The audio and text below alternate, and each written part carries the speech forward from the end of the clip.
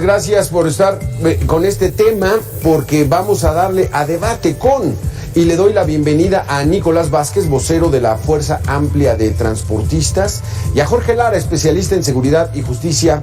Gracias, Nicolás, gracias, Jorge, por estar con nosotros. Gracias, Alberto, para servirte a ti y a tu auditorio.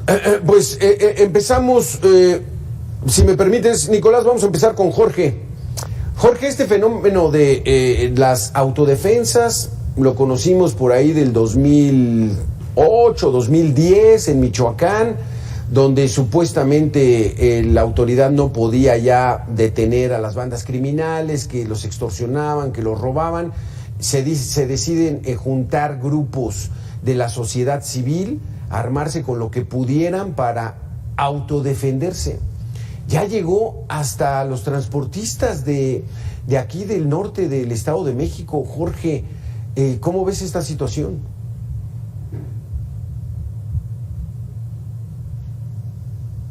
Tu micrófono, Jorge, por favor.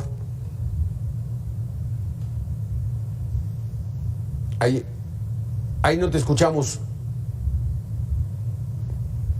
No te escuchamos. Vamos a restablecer la comunicación. Entonces vámonos con Nicolás Vázquez.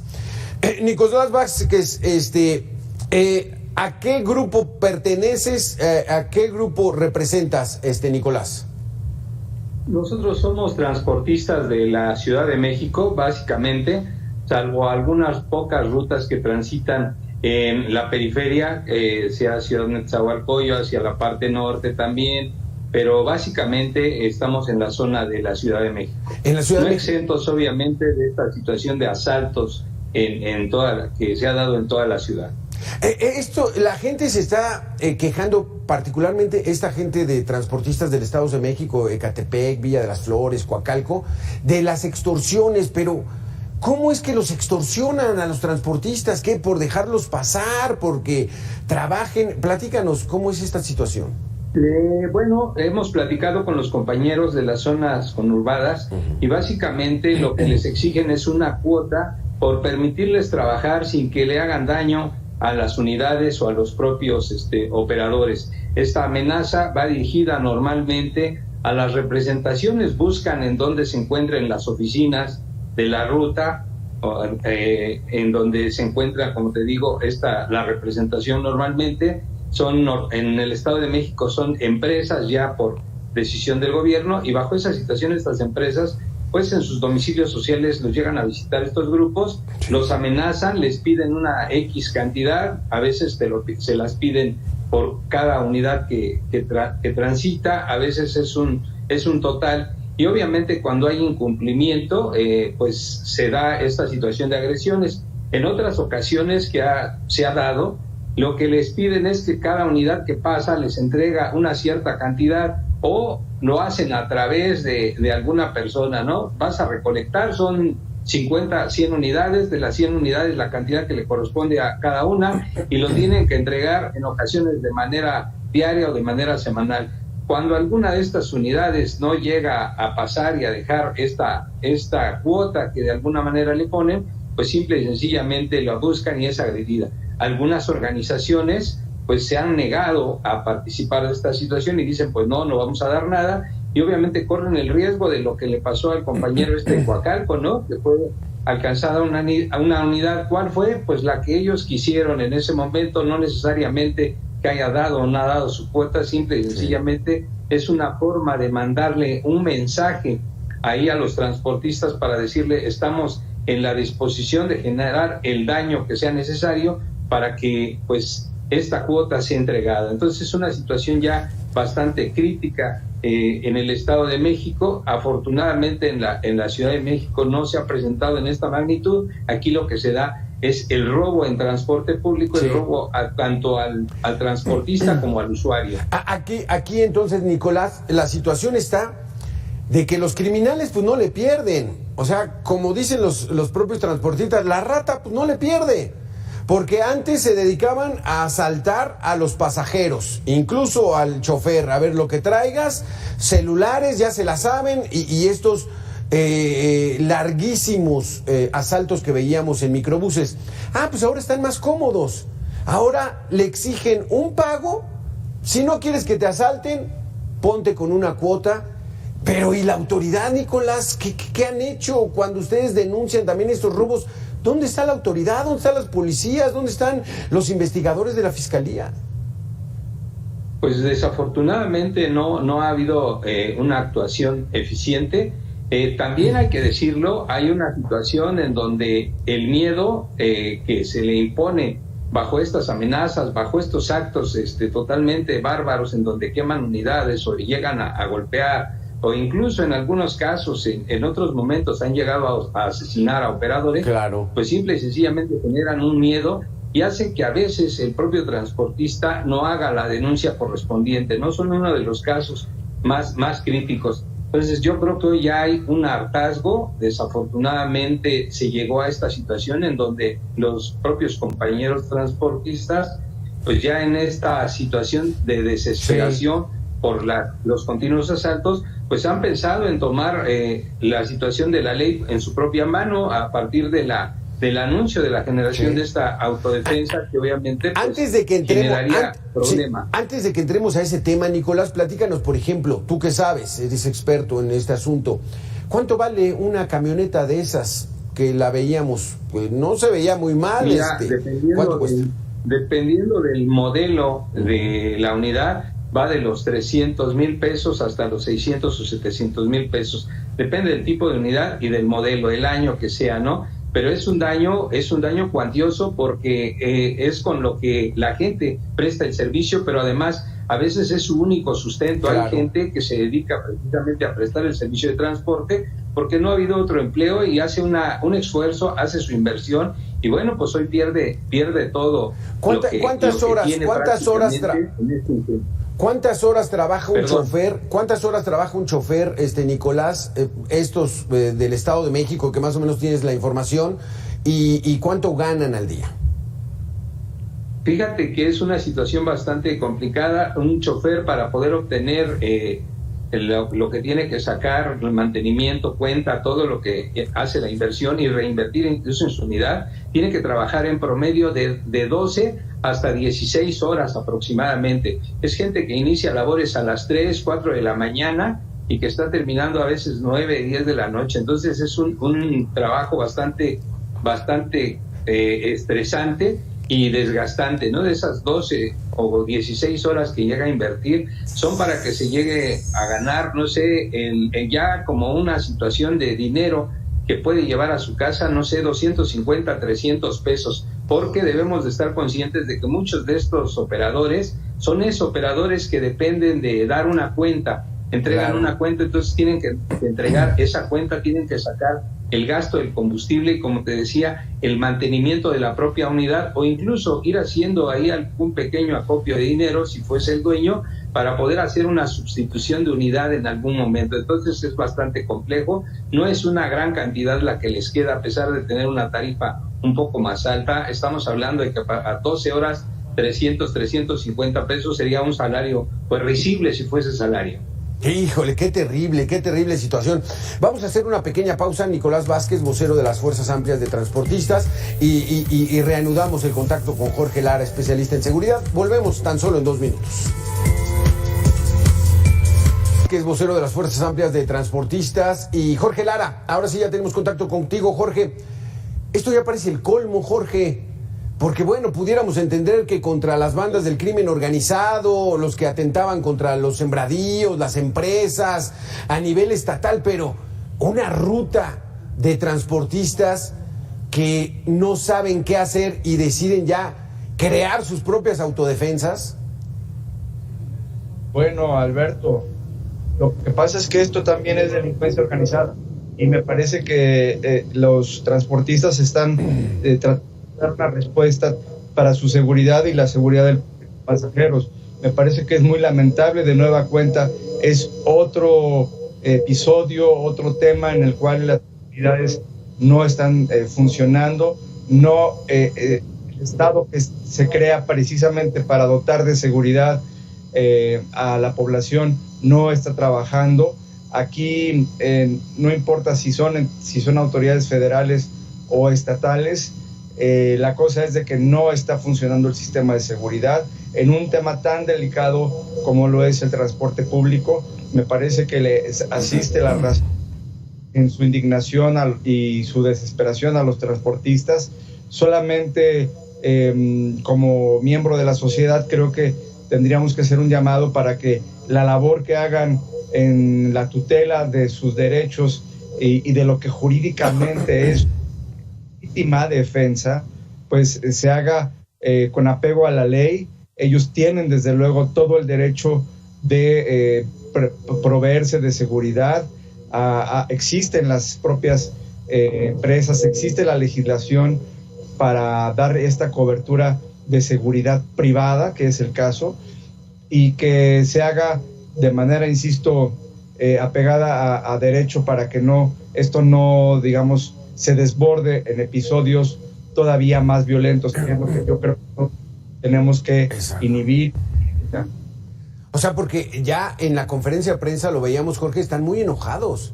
Y dice, como nos toque, no tenemos armas, pero tenemos palos, tenemos piedras. O sea, estamos llegando, ¿qué? A la ley de la selva, cuando pareciera, Jorge, que no es tan complicado detener a esta banda de ladrones de celulares en los micros, o sí requiere una gran ciencia, Jorge.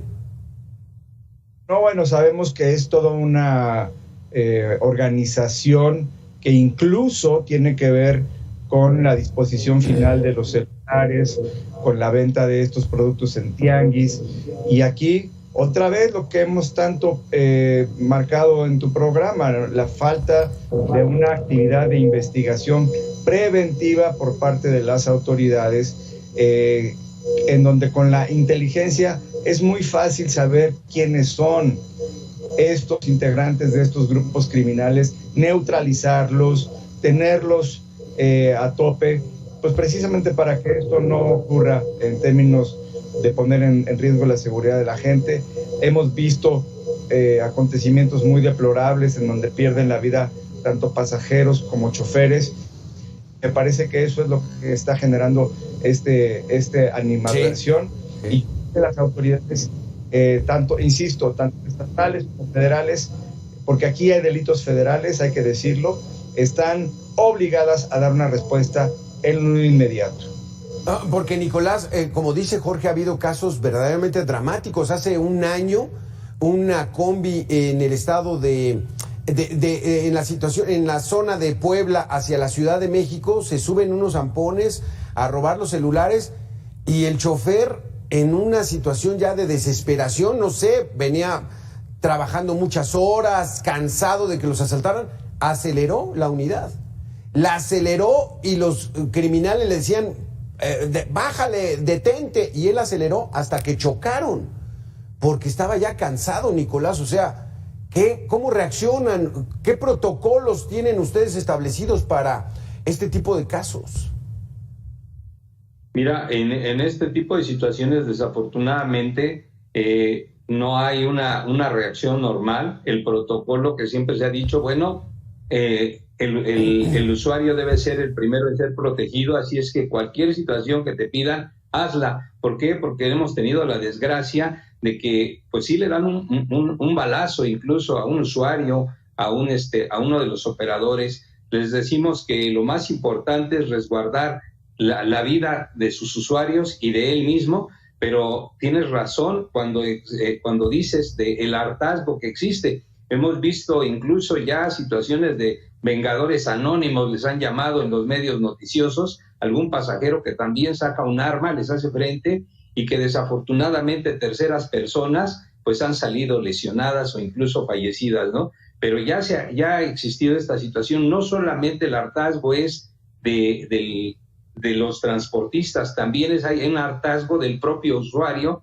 que se traslada, no sé, todos los días desde el Estado de México, de cualquier zona que es considerada dormitorio, para venir a laborar sus 8 o 10 horas a la Ciudad de México, ganarse a veces un salario mínimo, un poco más, y que sea asaltado, que sea robado en estas unidades de transporte, en su quincena, a veces en el dinero y a veces en sus bienes, que puede ser un celular o lo que lleve, y que esta gente sin ningún miramiento, pues definitivamente le cause un daño a las personas. Te digo, el hartazgo ya no es de un solo grupo, es de toda la sociedad en general. Nosotros como operadores de transporte, los usuarios como ciudadanos también y usuarios de este transporte público, creo que necesitamos que las autoridades pues ya de alguna manera hagan algo, tanto de la Ciudad de México como del Estado de México, ¿no? La Procuraduría General de Justicia del Estado de México, la de la Ciudad de México. Se necesitan incluso modificaciones a los códigos penales, porque a veces dicen, bueno, los atrapamos, pero no se consumó el acto, entonces no hay robo, y ves a los asaltantes salir a los pocos días nuevamente a seguir delinquiendo y obviamente a veces hasta amenazar a los propios transportistas, ¿no? Entonces hay una situación bastante grave en donde incluso a veces el propio usuario dice, bueno, es que los transportistas están en colusión, pero la verdad es que sale el compañero a trabajar, tiene que pararse en cada lugar en donde le hacen el señalamiento de su vida, porque obviamente de eso depende su ingreso, de cada pasajero que se sube. Nunca sabemos qué trae entre sus manos este usuario que se sube o este delincuente que se sube a veces, y que se sube uno, unas calles adelante, a veces se sube el otro, y ya en pareja generan estos asaltos. En otros casos se suben la parejita, no sé, hay diferentes modus operandi que yo creo que la gente de la Procuraduría, la Policía de Investigación, ya debería de estar de alguna manera generando un patrón de conducta de estas gentes para poder hacer algo diferente. No creo que haga falta que se dé esta situación de autodefensas, o no debería darse, pero el hartazgo ha sido tal que hoy tienen su legítimo derecho a hacerlo. Vamos a escuchar, Nicolás Vázquez, Jorge Lara, el inserto de estos dirigentes en esa conferencia de prensa y sobre todo la actitud que están teniendo. Veamos a Jafet Saiz. Si el día lunes no nos entregan antes de las 5 de la mañana, pues nosotros somos un chingo. Y no somos ni 100 ni 200, y no necesitamos estar armados como la delincuencia organizada. La delincuencia organizada, yo te lo he puesto lo que quieras, aquí en Coacalco y en la región no juntan más de 1,000, nosotros somos más de 30,000. Y nos vamos a juntar y nos vamos a embandar y nos vamos a unir, y si tenemos que hacer nuestras autodefensas, las vamos a hacer duro y a como nos toquen los chingadazos, no nos vamos a dejar, y a lo mejor no tenemos armas, pero tenemos palos, piedras y a como nos toque. Esto no es cosa menor, Jorge. O sea, están cansados y están dispuestos a lo que sea. Sí, hay un hartazgo comprensible. Yo creo que ellos tienen razón, les asiste desde luego la razón por el abandono que están viviendo frente a las autoridades, por parte de las autoridades. Y además decir, pues el contexto político también tiene que ver. Estamos en un proceso de transición frente a un nuevo gobierno en el Estado de México, en donde también los grupos criminales, las bandas delincuenciales, toman postura para hacerse valer ante las siguientes autoridades. Sin embargo, yo coincido con lo aquí dicho, no tendría que ser nada difícil el establecer formas de trabajo. Insisto, yo puedo asegurar, casi apostar, sin lugar a equivocarme, que las autoridades hoy saben los nombres y apellidos de quienes encabezan estas bandas.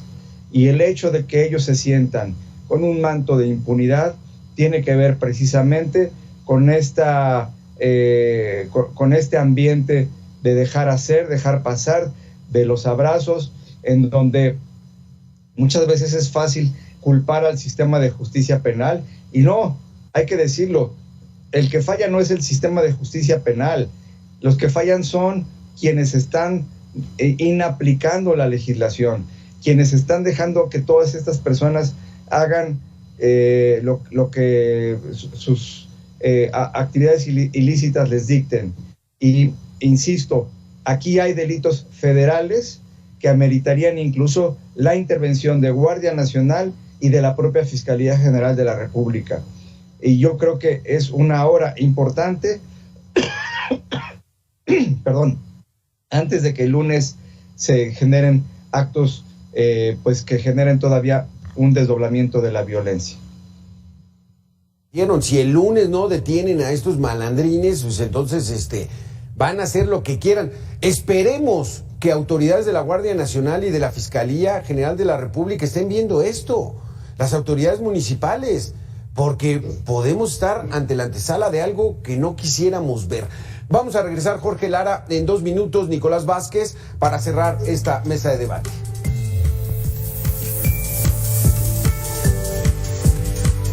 Gracias, Jorge Lara, gracias, Nicolás Vázquez. Vamos a escuchar lo que dice Alexei Chévez, consultor en Seguridad y Fuerzas Armadas, quien dice que las autoridades del Estado de México tratan de ocultar el aumento desproporcionado en las carpetas de investigación por el delito de extorsión.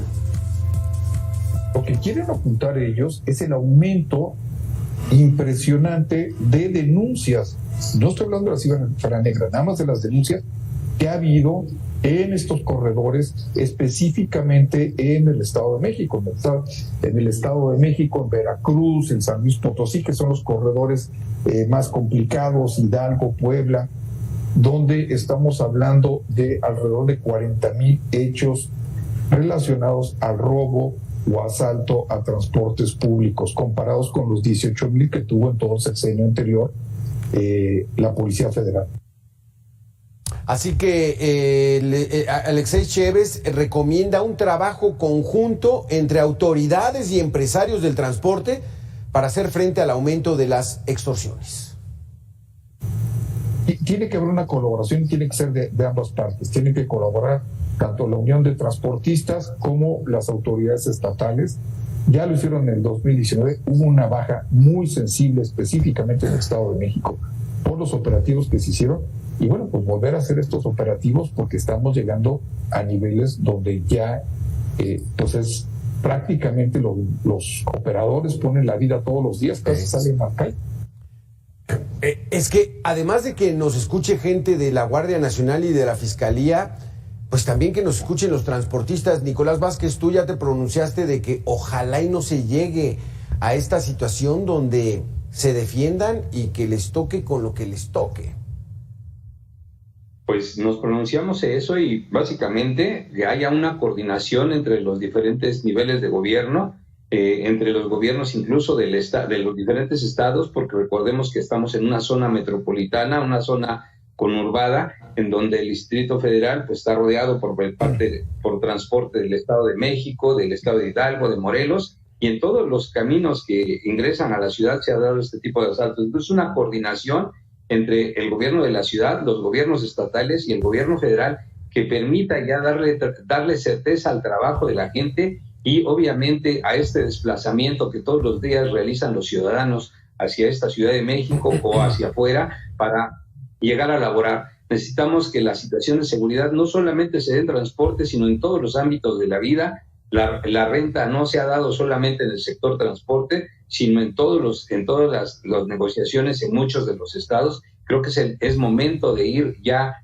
generando alguna política pública que obviamente tienda a disminuir niveles de robo, llamo de otra manera, para que la gente pueda estar en la calle y los criminales tras las rejas, y no como sucede actualmente. Hoy puedes ver hasta las tienditas enrejadas, porque ya no se puede de otra manera, ¿no? Es una situación tremenda, desproporcionada ya en estos momentos. Porque, Nicolás, platícanos un poco, en la Ciudad de México hay otra realidad, ¿no? Hay otros datos, porque hay muchos policías, hay mucha iluminación. ¿O qué es lo que hace que la Ciudad de México esté un poco tranquila, si es que está tranquila? Mira, yo creo que no se ha llegado a estos niveles porque la diferencia es que estas unidades de transporte público del Estado de México transitan en carreteras interestatales, en donde en ocasiones quien tendría que estar actuando sería la propia Guardia Nacional. Al haber esta situación es un poco compleja, por eso hablaba de coordinación. En la zona donde nosotros estamos, muy cerca de lo que es Ciudad Nezahualcóyotl y el área de Iztapalapa, el ladrón, por ejemplo, hace el asalto sobre Calzada Ignacio Zaragoza, corre unas cuantas calles y ya está en el Estado de México. La policía ya no tiene jurisdicción. Entonces, si no hay un ejercicio de coordinación entre ambos estados, entre el Estado de México y el gobierno de la ciudad, pues simple y sencillamente el ladrón se burla y hace esa práctica, ¿no? Esa es una de las tantas prácticas. Por eso hablaba de coordinación. En la Ciudad de México sí se implementó hace algún tiempo la situación de cámaras de seguridad. De alguna manera ha inhibido un tanto la situación de los asaltos. Se hicieron algunos operativos. Últimamente la verdad es que se ha visto un poco disminuida, aunque es poco la situación de asaltos en las céntricas, pero te digo, en periféricas, en las rutas que sean Estado de Hidalgo, del Estado de México, sean del Distrito Federal o del propio Estado de donde presta servicio, bueno, el incremento del robo sí se ha dado, pero te digo, básicamente creo yo que se puede deber a que circulan por carreteras federales en donde esta situación no tiene esa cobertura. Pero más allá de eso, hoy, a partir de que las propias unidades del Estado de México, muchas se han hecho exhibición de las grabaciones, porque ya traen cámaras también, bueno, lo que han optado es por llegar directamente a las oficinas de las representaciones y decir, bueno, pues la cuota es de tanto y si no hay, pues tendremos que tomar acciones. ¿Cuál ha sido la acción? Lo que tú ya expusiste hace un momento con el video de esa unidad que fue totalmente destruida por el fuego que le prendieron, ¿no? El incendio que le causaron a esa unidad. Entonces, ese es el daño que pueden causar estas organizaciones criminales. Sí, porque nos queda claro, Jorge, y como bien nos lo adelantabas, aquí es crimen organizado. Saben perfectamente dónde asaltar, saben perfectamente cómo extorsionar, y es la autoridad federal la que tiene que intervenir en esta situación. En efecto, aquí hay un cúmulo de delitos, muchos de ellos son del orden federal. Yo insisto, hay delincuencia organizada y esto ameritaría una intervención de la Guardia Nacional. Todos recordamos las épocas en donde existía la Policía Federal de Caminos, que con todo y sus defectos era una policía que mantenía tranquilos los caminos. Hoy desafortunadamente no solamente es el problema que estamos analizando de los transportistas del área metropolitana del Valle de México, sino todas las carreteras que confluyen al centro, hacia el norte, tienen problemas de inseguridad. El problema también se da en transportistas que llevan en sus vehículos mercancías. Es decir, la problemática es grave. Esta conjunción de autoridades estatales, federales y municipales que los delincuentes utilizan como ventaja estratégica, me parece que es absurdo que sea así. Me parece que no encuentra explicación satisfactoria, que no puede establecerse una mesa en donde todas las autoridades se puedan alinear y que independientemente de que haya jurisdicción municipal, estatal o federal, los delincuentes conozcan las consecuencias de su actuación y pues en esta escalada criminal que va tanto al robo, al asalto, a la extorsión, pero también a otros delitos que estamos señalando. Jorge, te quisiera yo preguntar, antes de que terminemos, ¿será otro de los grandes fracasos de esta administración el haber quitado a la Policía Federal y haber metido a la Guardia Nacional, que pues sigue sin dar resultados? Mira, yo he platicado con exmiembros de la Policía Federal, quienes por cierto están pues perdón que lo diga así, de arrimados en la Guardia Nacional, no los quieren en la Guardia Nacional, y ellos me cuentan, me comparten que los miembros militares, los soldados que nutren la Guardia Nacional y que hacen labores de patrullaje, no saben cómo actuar frente a estos delitos, no saben cómo desempeñarse frente a estas contingencias, y por eso pues prefieren no hacer nada para no meterse en problemas. Exacto. Híjole, qué barbaridad, pero bueno, la historia va a juzgar a cada quien, Jorge Lara, y entonces a ver cómo le va a estas decisiones. Gracias, Jorge, gracias, Nicolás Vázquez, muy interesantes sus conceptos, y vamos a estar al pendiente de estos transportistas allá de Coacalco, Ecatepec, Villa de las Flores, para que esto no escale a algo de lo que no quisiéramos ver. Gracias a los dos, muy buena tarde. Regresamos nosotros en 2 minutos.